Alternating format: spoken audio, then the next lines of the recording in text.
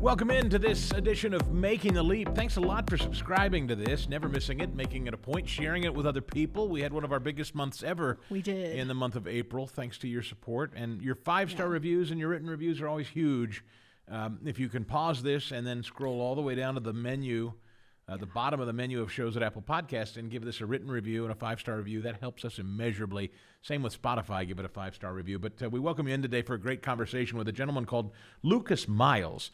He's a pastor out of Indiana, and he's written a couple of great bestsellers. He does some fantastic work in the podcast and digital space as well. A couple of books called The Christian Left and Woke Jesus. I had a conversation with him on our radio show, and it went very well. And I said, you know, my wife Christina and I do this separate podcast about Christian education, and I'd like to talk to you about maybe exploring the conversation about pastors and churches and their role in Christian education and developing it. So that's coming up, but we've got a lot of stories in front of us today to tackle. Let's start there. We do. Well, one thing that, we talk about this multiple times throughout all these different episodes where different states are moving towards school choice in some form or another. And the one that I've noticed this last week, which surprised me, frankly, but it said that this is out of the Center Square. I pulled it from Read Lion, coming from the Center Square. Poll finds most Illinois residents support school choice.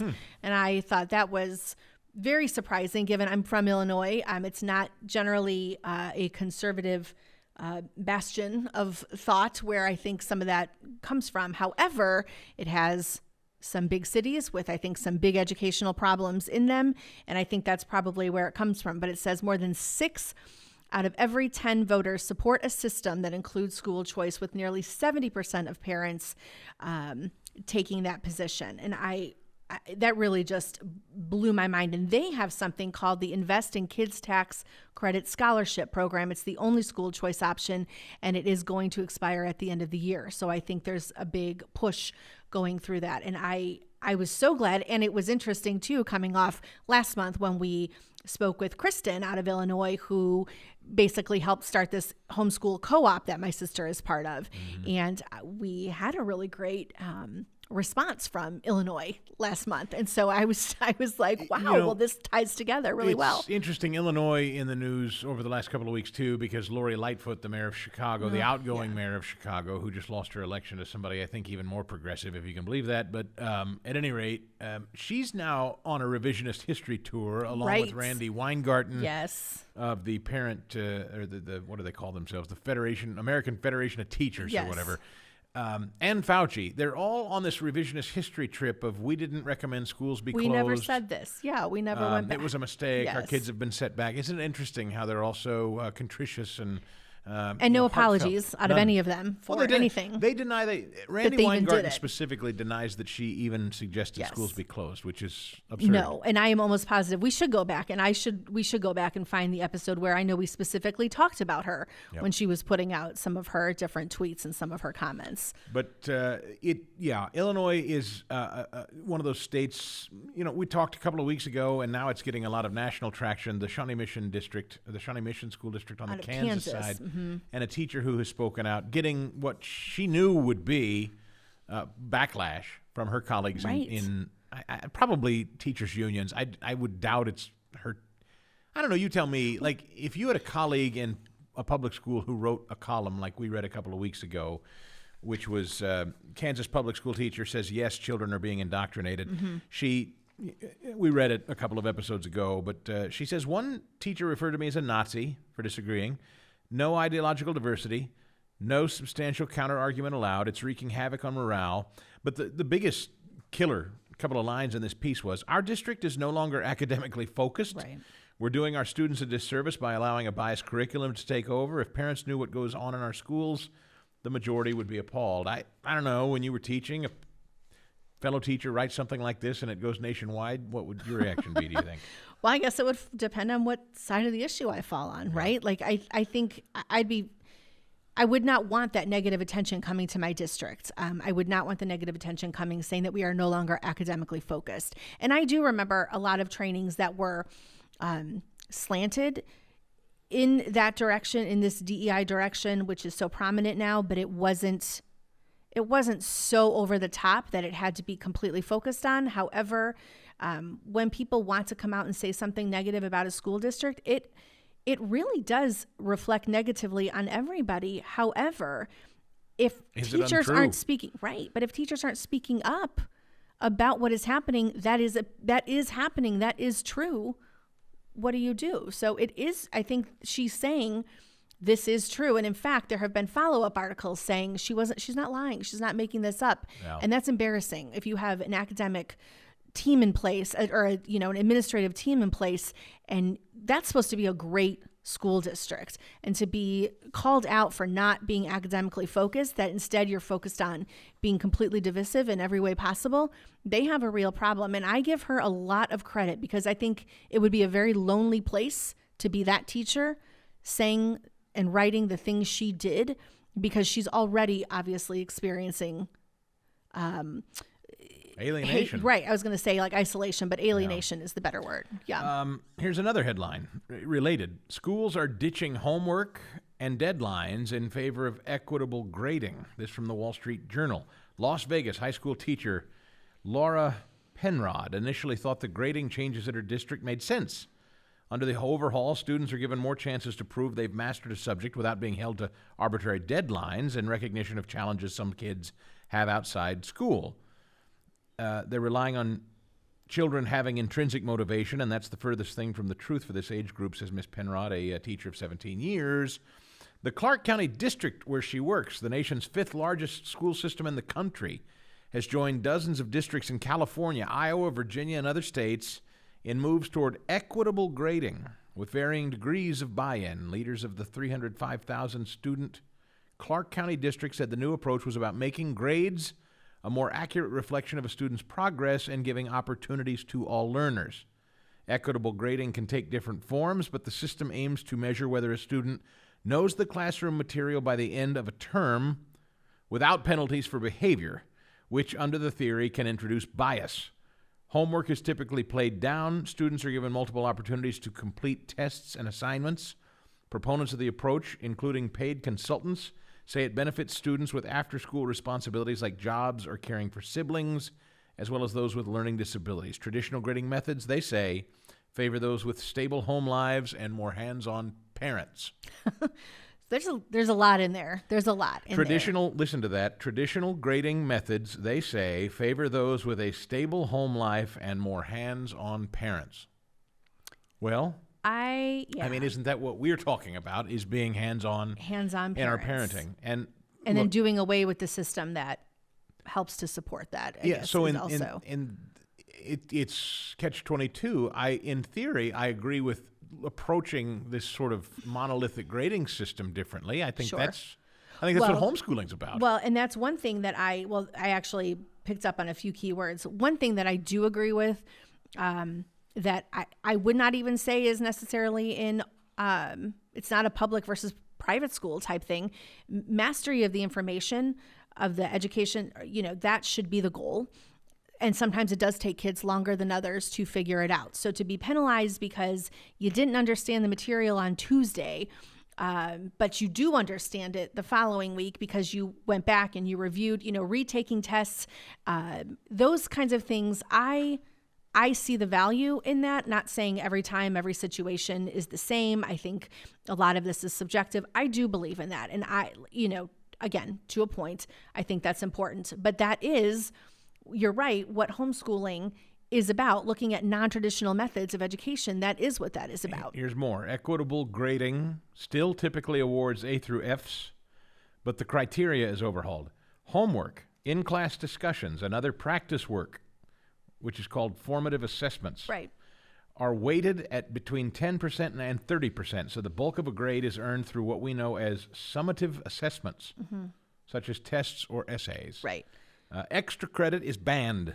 No more points for bringing in school supplies, as in grading for behavior, which includes habits like attendance. The scale starts at 49 or 50 rather than 0. That's meant to keep a student's grade from sinking too low for missed assignments. Right. And they feel they can't recover, and they just give up. So a student is not permitted to drop below 50. Yeah. Because half of it is just built in as a safeguard. So students cannot sink. Yeah. Students will not be allowed to sink. Now, again, again, there is a little bit of validity, but at some point, then you come to a place of when is it too much? When do you give so much that there's no learning going on? And when you're starting to say that behavior does not matter, yes, it does. Behavior totally matters. Yeah. And the refusal to participate, that is when none of those things should apply to you whatsoever. I mean, I know our middle son was telling me about a student in one of his classes who sits in class every day, hood up, doesn't do it. Now, we also have a son who doesn't want to do work on occasion. He doesn't want to sit there and do it. He wants to do it on his time and his way.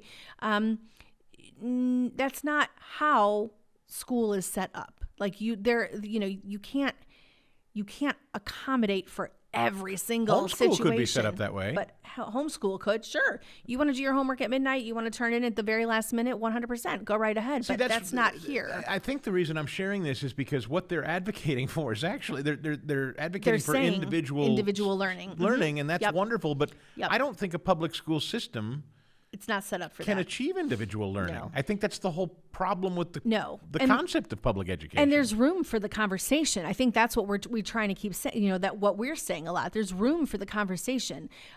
If you don't have a great test taker, why should they be penalized? But again, all the time, because they have to have all this knowledge for one big test, like the summative and formative assessments, when you should be looking at the daily work, daily progress, that kind of thing.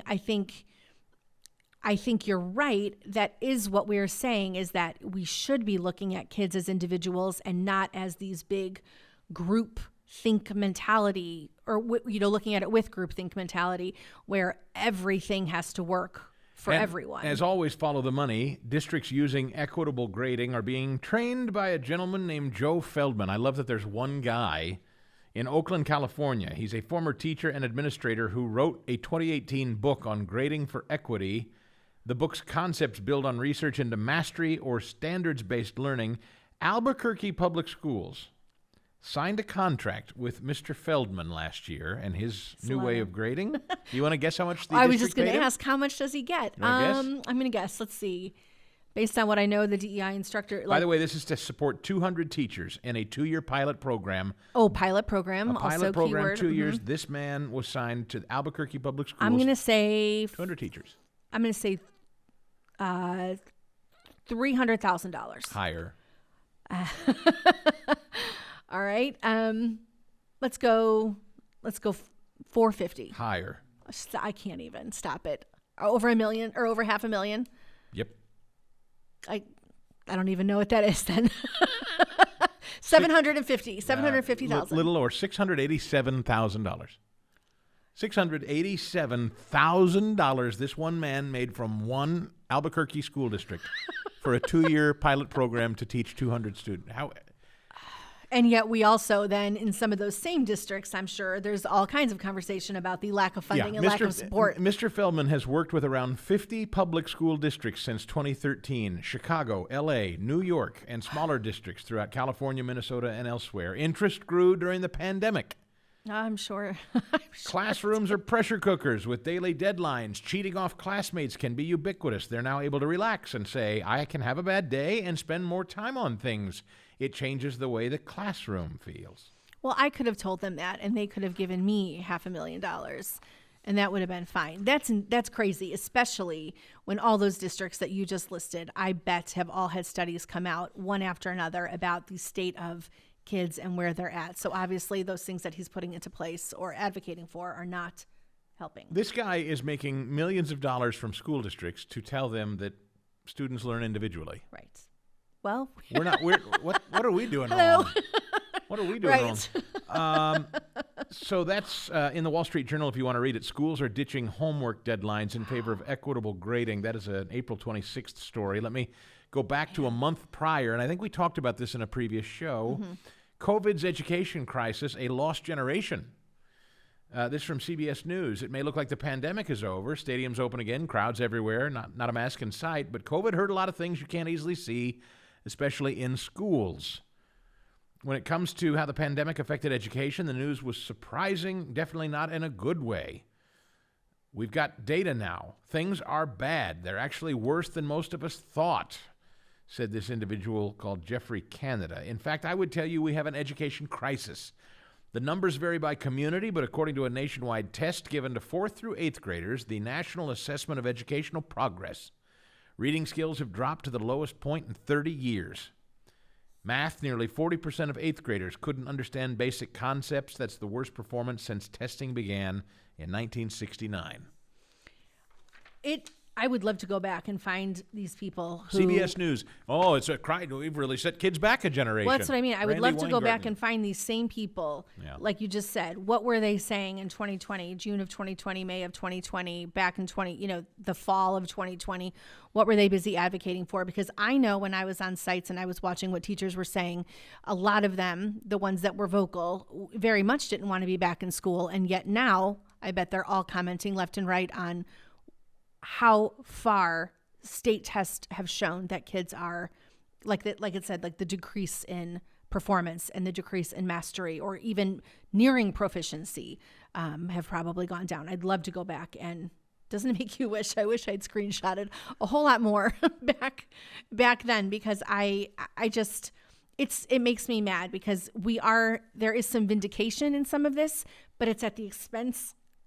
It makes me mad. It's at the expense of all these kids that are sitting there. And now we're going to have experts come in who are going to start getting hundreds of thousands of dollars when we could have stopped this back, even just these last few years. I mean, I know we're talking about other issues that have been piling up for years and years, but even these last 3 years could have been altered dramatically. But there was such a lack of common sense. And so now they're going to come in and throw programs in, pilot programs that are going to uproot teachers' lives even more than they already are being uprooted, and probably not with a whole lot of results. One more, and then I'll stop if you have something else to add. From the New York Post, and it's related. Why aren't governors using millions in COVID funds for students?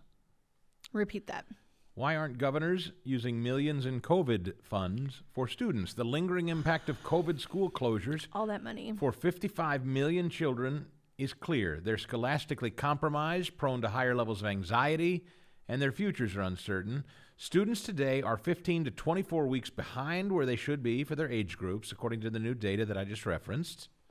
Perhaps most worrisome of all, there is clear evidence that low-income students were the hardest hit.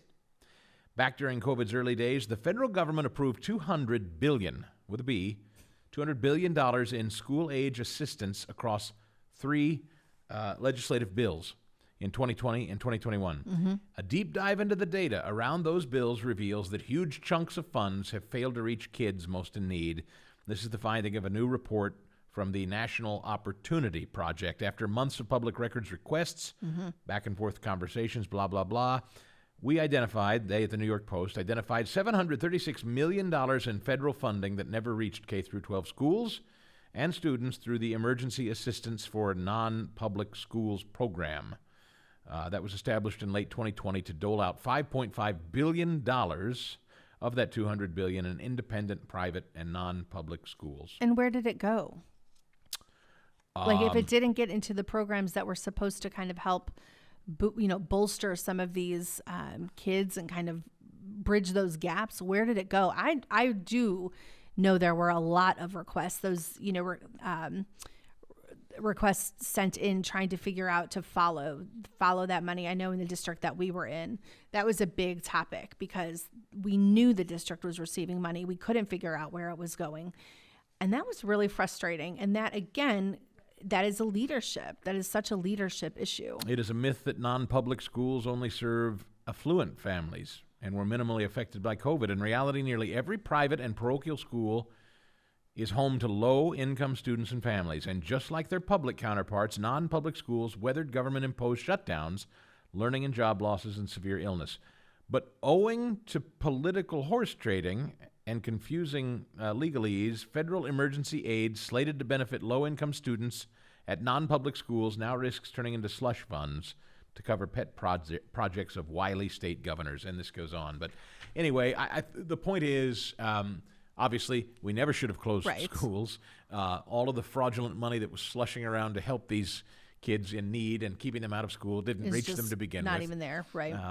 And now as kids are reconvening and they're way behind, this guy's making Fat Jack running around telling everybody, hey, let's let's stop testing them Right. and let's stop. And we have teacher comments few and far between that are actually speaking up and saying what's actually happening Yeah. in school That's right. districts. And the teachers that are working there, some are popping up and saying we're a DEI madhouse.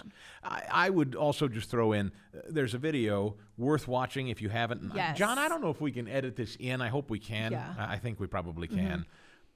This is a kid. He's 12 years old named Liam Morrison. I sent this to you. Oh, I listened multiple times with tears in my eyes because it was heartbreaking to hear. Middleborough, Massachusetts kid named Liam Morrison. He's 12 years old, and he went before his school board after they threw him out of school for wearing a shirt that said there are only two genders. Yeah. He delivered this passionate speech, and we'll play it for you here. It's a couple of minutes long. He spoke before his school board, and like you, it was inspiring in one sense. He was an articulate kid with a lot of presence, and he's obviously bold and brave. Right. But doesn't it make you livid that we have to make our 12-year-olds speak that we before even school have boards? to do that? That's awful that any kid would even have to be in a position to sit there and have to face two adults, call a parent, talk to the school board. He's 12. I know what our boys were doing at 12, and it was not rallying people to their side while they spoke at school board meetings. It's depressing and infuriating. But yes, I love that he has that capacity and that composure to speak that way. But my heart broke for him that not only him, but kids around him, like he says in the video, you'll hear it, kids were coming up to him saying, I like your shirt. Yeah. Like, thank you for, what are we doing that is where we were at with 12-year-olds and 11-year-olds? Yeah, let's listen to the video here for a second, and then we'll comment on the backside. Hello. Good evening. My name is Liam Morrison. I'm in the 7th, 10th grade at Nichols Middle School. I appreciate the opportunity to speak to you today. I never thought that the shirt I wore to school on March 21st would lead me to speak with you today. On that Tuesday morning, I was taken out of gym class to sit down with two adults for what turned out to be a very uncomfortable talk. I was told that people were complaining about the words on my shirt, that my shirt was making some students feel unsafe. Yes, words on a shirt made people feel unsafe. They told me that I wasn't in trouble, but it sure felt like I was. I was told that I would need to remove my shirt before I could return to class. When I nicely told them that I didn't want to do that, they called my father. Thankfully, my dad supported my decisions and came to pick me up. What did my shirt say? 5 simple words. There are only two genders. Nothing harmful, nothing threatening, just a statement I believe to be a fact. I have been told that my shirt was targeting a protected class. Who is this protected class? Are their feelings more important than my rights? I don't complain when I see pride flags and diversity posters hung throughout the school. Do you know why? Because others have a right to their beliefs just as I do. Not one person, staff, or student told me that they were bothered by what I was wearing. Actually, just the opposite. Several kids told me that they supported my actions and that they wanted one too. I was told that the shirt was a disruption to learning. No one got up and stormed out of class. No one burst into tears. I'm sure I would have noticed if they had. I experience disruptions to my learning every day. Kids acting out in class are a disruption, yet nothing is done. Why do the rules apply to one, yet not another? I feel like these adults were telling me that it wasn't okay for me to have an opposing view. Their arguments were weak, in my opinion. I didn't go to school that day to hurt feelings or cause trouble. I have learned a lot from this experience. I learned that a lot of other students share my view. I learned that adults don't always do the right thing or make the right decisions. I know that I have a right to wear a shirt with those 5 words. Even at 12 years old, I have my own political opinions, and I have a right to express those opinions. Even at school, this right is called the First Amendment to the Constitution. My hope in being here tonight is to bring the school committee's attention to this issue. I hope that you will speak up for the rest of us so we can express ourselves without being pulled out of class. Next time, it may not only be me. There might be more students that decide to speak out. Thank you for your time and good night. Yeah, I want to be inspired and I want to cheer and I want to say good for the kid, but Right. it's just enraging that the kid has to do it. You want to be inspired. You want to be encouraged when your kid gets up and makes a student council speech, or when they, I don't know. We've loved watching kids in their capacity in different events at school say a prayer with a room full of 20, 30, 50 people. That's where I think we should be focusing our admiration. Not that a kid has to say there are only two genders. He's called aside, and now here we are with 12-year-olds saying things that adults are afraid to say. I think that's where I did hear it. I was listening with tears, and I just thought, we have adults that are afraid to do those things. Yeah. And that, I think, is actually the bigger problem. You cannot put your kid on a bus and send him or her off to school for 8 hours and ignore this anymore. You can't do it. And good for him we that don't he have the luxury to could ignore this recognize stuff. it. Right. Teachers are sounding the alarm. Students are sounding the alarm. These stories of all of this money sloshing around, enriching people over nonsense. We can't ignore what's obvious. We just can't. Right. I don't know. I hate lecturing, and I really thundered away about this on my radio show. Yeah. Okay. And, it makes some people mad because I get emails from people, who don't listen to this show, but who listen to my radio show. And they're like, Chris, you're not being fair. I talk to my kids every day. I have an open dialogue with my kids every day. And I just say respectfully, you have no idea what your kids are being subjected to 8 hours a day. Right. Even if you have a great relationship with your kid, what he or she doesn't tell you. Right. I mean, as that boy just said in the video, I go to school and I don't like the rainbow flags and all the propaganda, but I don't complain. Right. That's my point. That's right. These kids are not coming home and telling you all the things No. that are being thrown in their face that they just have to swallow. Yeah. They're not telling you. It's problematic. It's more than problematic, and it is good to see it coming. Continuing to be out there. I just hate that it has to be done at the expense of a kid's childhood. So let's turn the conversation over to Lucas Miles. I met Lucas Miles on my radio show. I've talked with him a couple of different times. He's a brilliant guy, a pastor out of Indiana. He's written some great books, one called The Christian Left. We talked last year. This year he's got a brand new one, already taken off like a rocket, called Woke Jesus. He's also been a part of something that interested me, and we didn't focus as much on the radio show, but I do want to talk about it here a little bit, called the American Pastor Project. Lucas Miles, welcome to Making the Leap, sir. Hey, thanks for having me. It's good to be here. Absolutely. Glad to have you today. Let's start with Woke Jesus, your latest book. What is, I think we can kind of guess what that might mean, but talk to us about it. We got a lot of good people of faith in this audience who would be interested, I know, to hear what you've written. So, yeah, the subtitle of the book, it's Woke Jesus, the False Messiah Destroying Christianity. And it's very much that. I really set out to write what I would hope would become sort of a definitive guide to understanding the impact and the dangers of progressive Christianity and progressive theology and how it is shaping the modern church, I believe, in really some negative ways. So I start with sort of a historical deep dive in the first several chapters to really catch people up on the how progressive thought has invaded the church over the last several centuries, really. And then we get into a lot of modern implications of wokeism and how that's affecting Christianity and our view of Christ. And then the kind of the second half of the book really drives towards comparing and contrasting this woke ideology with biblical thought, ultimately sort of culminating in a quest for what I call the biblical Christ, as opposed to the woke Jesus that we're being presented by the world. Lucas, the church you pastor in Indiana, or any churches that you know, as you realize this is a podcast that we direct toward folks who are exploring maybe leaving public education, getting into a homeschool, pod school, maybe a private Christian school education. What do you think the role of your church or any church or pastors, those who lead churches, what's the role in your view of shepherding the flock of K through 12th graders through maybe a Christian-themed education, if that's what you'd like to call it? Yeah, I think this is a topic that is, really paramount in importance, and I think it's only becoming more and more important every single day. Unfortunately, like so many issues of the last several decades, I think the church is a bit behind where it needs to be in the process of realizing their role and realizing the danger of what's out there and addressing it.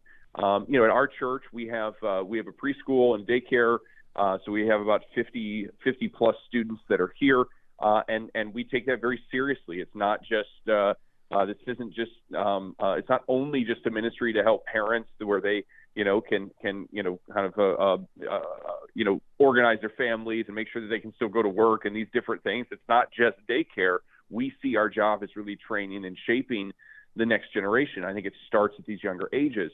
I think for churches that are able, I think there's a big need right now for churches to get involved in Christian education, classical education, and as we have more issues with public schools, with school boards, we've all heard the horror stories around the country, and wokeism, critical race theory, DEI,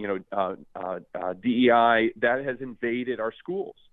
Here in Indiana, we actually just had a story came out. It was that Fox News played it, covered it on a national level, where there was about 6 or 7 schools where an undercover video had gone in. They were asking administrators and higher level educators at a high school level about critical race theory. And in all of these videos, it came out that, hey, we're still teaching critical race theory. We're still teaching, sort of this equity over equality ideology, but we have to call it different things. And they were coding it and talking about how they were being deceptive towards parents. And this is a national story. And this is Indiana. We're a super majority conservative state. And I would tell you, if that's happening in Indiana, it's happening across the country, especially in our blue states. And so parents have to wake up to this, and the church has to wake up and really see our role in, first of all, being a voice to the community for truth in these issues.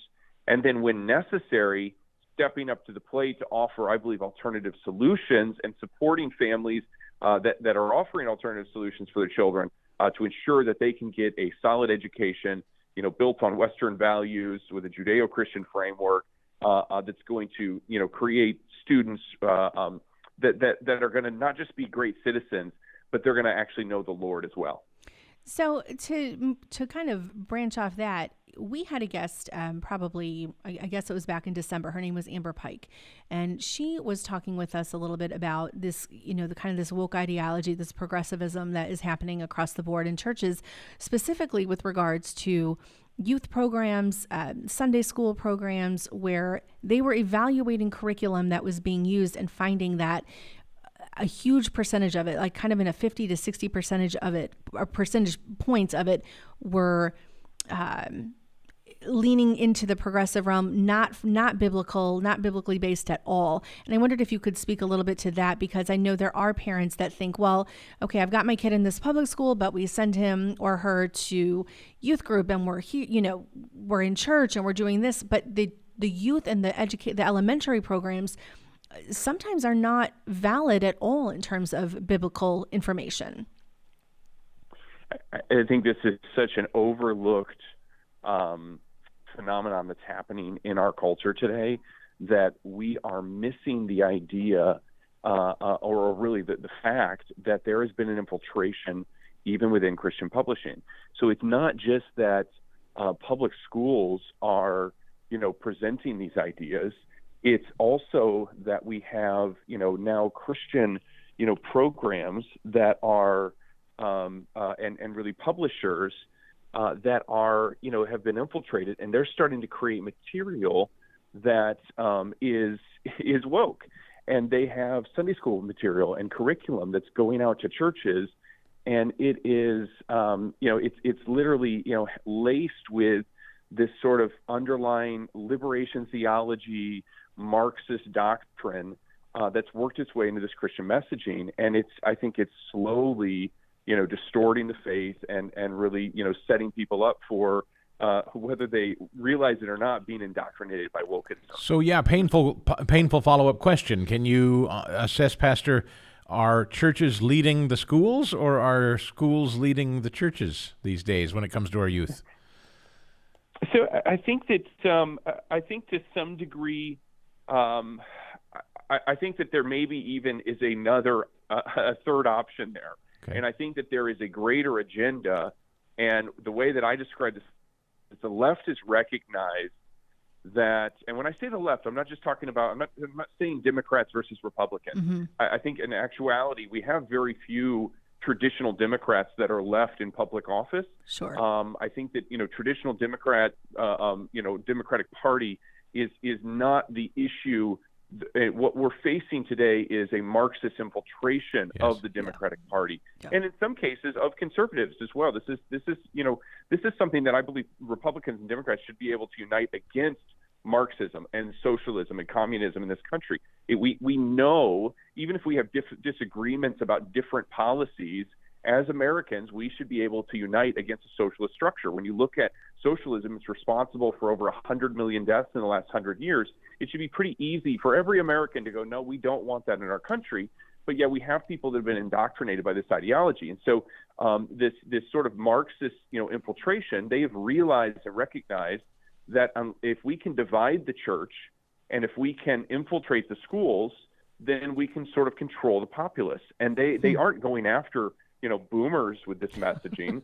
They're going after millennials. Yes. They're going after Gen Z. Yes. Because that's where they can start, they're happy to play the long game with this. And so I think that there are, there's influential figures and there's organizations that are putting dollars into church denominations, into, schools in order to begin to lobby and push for these ideas to kind of become normal, everyday components of their curriculum and materials. And I think it's happening on both fronts right now that we're seeing this. I'm so glad to hear you say that. It's so funny. I haven't even, Chris, had a chance to talk to you about this yet, but our daughter was talking about going to a summer camp, and it was a Christian summer camp style type thing, just a week. And I went online and I started looking at it, and I asked a friend whose parents had sent her as well, and I said, hey, I'm trying to find like a statement of faith or just trying to find something. And she didn't have one. She was like, I don't know, we hadn't really thought about that. And it again made me think it's everywhere. It's in youth groups, and it's Sunday school, and it's in these camps that are designed to theoretically bring kids closer to Jesus, better, stronger in their faith walk.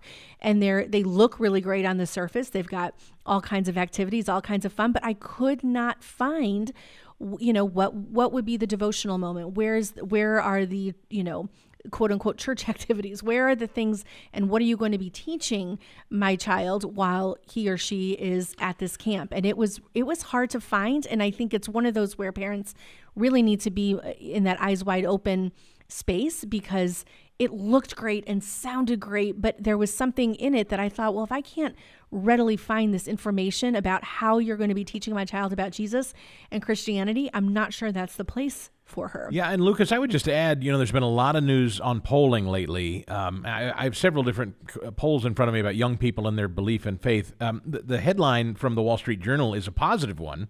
It says the surprising surge of faith among young people. And it says, according to this particular survey they're citing in the Wall Street Journal, about 1/3 of 18 to 25-year-olds said they believe more than doubt the existence of a higher power. They attribute the increase in part to the need for people to believe in something beyond themselves after 3 years of loss. They attribute this kind of general sense of there's something bigger than us and needing something bigger through COVID. However, interestingly, and I think this goes back to what you were just saying, what Christine was mentioning, at the same time, many young adults say they feel disconnected from organized religion over issues like racial justice, gender equity, and immigration rights. Belief in God or a higher power does not necessarily translate into church attendance or religious affiliation. So it's very positive in one sense, but it's like when you talk about belonging to something or generally participating, they gravitate toward this Marxist ideology over attending worship, Lucas.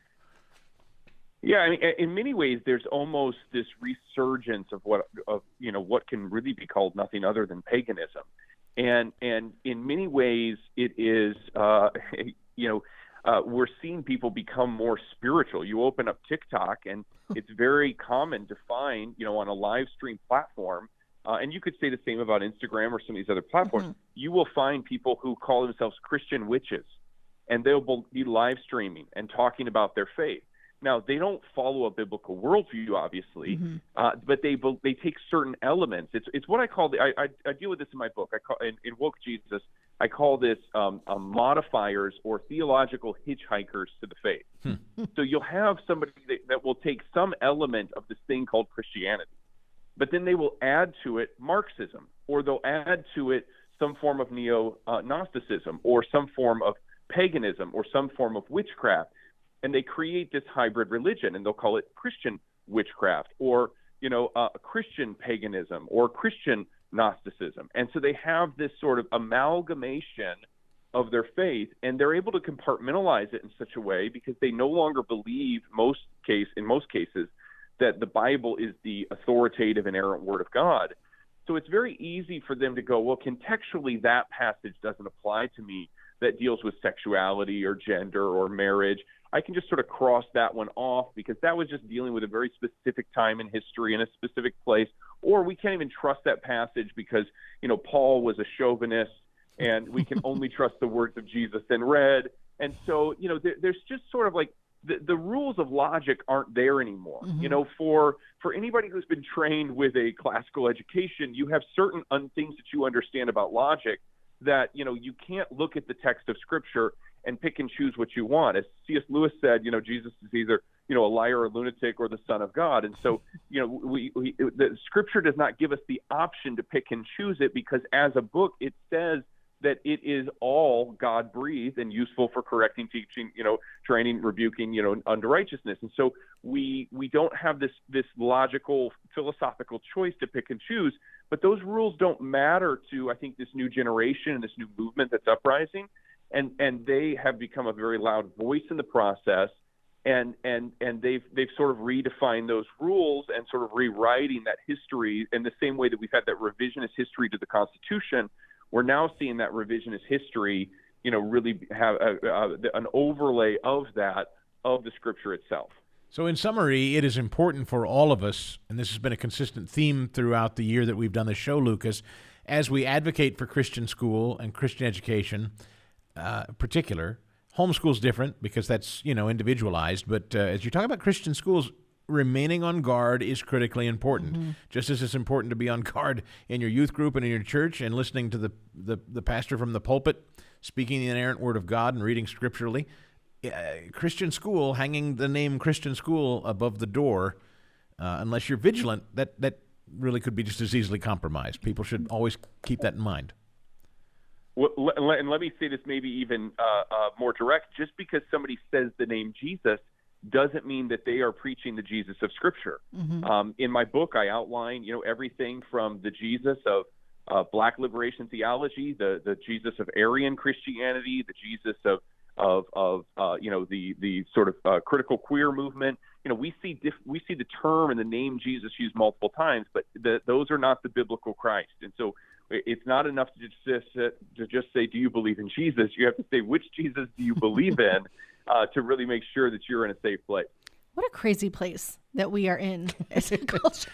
Well, and Jesus it's is everywhere. Jesus, right? But apparently not. I think what's sort of deflating, and I'll ask you, Pastor, to close. Just give us, we're not to despair. We're to be hopeful people. But we do feel surrounded. You often feel just swallowed. You feel like, good grief, it's at the church, it's at the youth group, it's in my kid's school. Is there anywhere I'm safe, Pastor? You would say? Yeah, so look, I am an optimist. I believe very much that we need to not pull away from civilization. We need to push in. And in my book, Woke Jesus, I talk about this model. We're not trying to build a theocracy where the church runs the nation. We got away from that in England and for a reason. What we're really trying to create is what could maybe be better called a theonomy. And that is where the gospel rises up from among individual lives that are transformed within communities, and it starts impacting every single area of society. This is what transformed Rome. This is what transformed pagan Europe. This is what ultimately, shaped the American experiment to start with. And I believe it's what we need in order to see a resurgence of faith and really revival in this country. And I think it's possible. Just because God wins in the end and the church is redeemed does not mean the church in America always thrives. So we have to be vigilant. We have to make sure that we educate ourselves on these things. I wrote this book, Woke Jesus, in order to help people understand wokeism well enough that they could recognize it and refute it when it shows itself to them. And so we can't just stick our head in the sand. We have to dive into these topics, and really prepare our heart that we can always give an answer to everybody who asks us. That's amazing. I really appreciate you taking the time today. If people wanted to go and start searching, looking things up that you've been connected with, other books of yours, your current book, what would be the best place for them to go find that at? Yeah, absolutely. I actually just received word today that my book, Woke Jesus, just hit the bestseller status on Amazon in its first category. So we're very excited to hear that. So you can get the book wherever books are sold, Woke Jesus, The False Messiah, Destroying Christianity. If you want to find out more about me, you can also head over to lucasmiles.org. That's LUCASMILES.org. And I'm interested in booking me for an event or something like that. All that info is there. And then lastly, I'll say to any pastors that are out there or content creators in the Christian space, maybe, they're writing Sunday school curriculum or something like that, we have a website called AmericanPastorProject.org. And this is a place where pastors and Christian content creators can go and they can make a commitment. They sign a statement of a commitment to biblical orthodoxy, and they really sign up that they are going to stand against wokeism in their pulpit or within their digital pulpit that they have. And we're seeing really an army of, just people who are committed to seeing wokeism push back, rise up in this. We already have several hundred people that have signed this, and that's growing around the country. That's lots of resources there at AmericanPastorProject.org. And that's for any pastor, any content creator out there. That's basically a pledge to align themselves with the effort. Yeah. 100%. And also, I would say that for the average person looking to see if your church is woke or not, you can go there and see if your pastor has signed the statement. Now, if they haven't signed the statement, it might just be because they haven't heard about it. But this is a great litmus test to take to them and say, hey, check this out. It's based upon biblical orthodoxy, 2,000 years of Christian history. It should work for virtually any denomination, and encourage them to sign it. Hey, have you signed this yet? Check it out. Ask them what they think about it. And if they won't sign it, it could be a sign that you might be in a woke church, and it might be a good a fleece to put out there, if you will, to really see the character of the ministry that you're in. Lucas Miles, you are an inspirational guy, and you articulate this stuff so well. Thank you for being so vigilant. Thanks for being sort of the town crier and the guardian, the keeper of the inerrant Word of God. Thank you so much. Thank you so much for being with us today. Appreciate you having me on, and always good to talk to you guys. What a whole lot of amazing just food for thought in that. I was thinking a lot. I don't know where your head was going in that, but I was thinking a lot. I know we've mentioned it before. The year that we sent both of our sons to something called the Philadelphia Project out of Philadelphia. And we got the phone call from our oldest, who said to us as we were getting ready for them, pick them up and bring them home. And he said, I have a real quick question, Dad. What's white privilege? Yeah. And you shared that with me. And we sat them down and we talked to them. And when you talk about like how we talked earlier, 12-year-old Liam, our boys were young. They were probably 12, 13, 14, right at that, because it didn't, maybe 13, sitting down and having those conversations and having them continually. But that was a mission project they were part of through our church. A church outreach to help people in need. Yeah. Which they both loved and is doing and was doing great things. I don't discount what their mission was. I don't discount what they were about, but the message that they were receiving alongside the fact of just the basic Christianity and, the widows and orphans and helping all, being there for people, and yet being told you need to be, you're part of the problem, this white privilege idea, as we were there raising money and sending them on our cost. Like that's really problematic. And it kept kind of going through my head and I think that's maybe why I'm on guard a little bit more now. Yep. And clearly for good reason, as he's talking about the different ways that this ideology has definitely infiltrated churches all over. And we know that to be fact. What we're learning is just like school. Church is not something you can just kind of, take Jesus take the wheel. Yes. But what Jesus? I mean, even it's what woke Jesus? Right. What Jesus is right. I mean, I think, I wish, I know you wish, we all wish we could put the kids on the bus and send them off. We all wish we could walk through the front door of our church and not have to work at it. I wish I could know that when I'm sending them to a church camp that it is actually going to be Yeah. biblically based. That's like what we wish. Yeah. But we don't live in that world. We No. don't live in that So world. it We is live in a important. world where 12-year-olds have to go address their school board. So So I think yeah. it is just important, just to continually be questioning. I hate to say on guard, but I think you have to be, but I think to be vigilant. That's vigilant And and prayerful. aware. Yes, And above so, all else, prayerful. With that, we hope that you are vigilant and prayerful all the time. We hope that you will give us your reviews. We hope that you'll email us and let us know what your thoughts are about this show or any show, or if you are someone that you think would make a great guest, or someone you think we should talk to. Please reach out. We have a couple of ways to do that. You can contact us through Facebook and Instagram at Making the Leap Podcast. You can find us on Twitter at Making_the_Leap Podcast. You can contact us via email at hello@makingtheleappodcast.com. Any of those will be great opportunities for you. And with that, we will see you next week right here. Making the Leap is a podcast presentation courtesy of the Herzog Foundation. Please rate and comment on the show, as well as subscribe so you never miss an episode. And we'll see you next time on Making the Leap.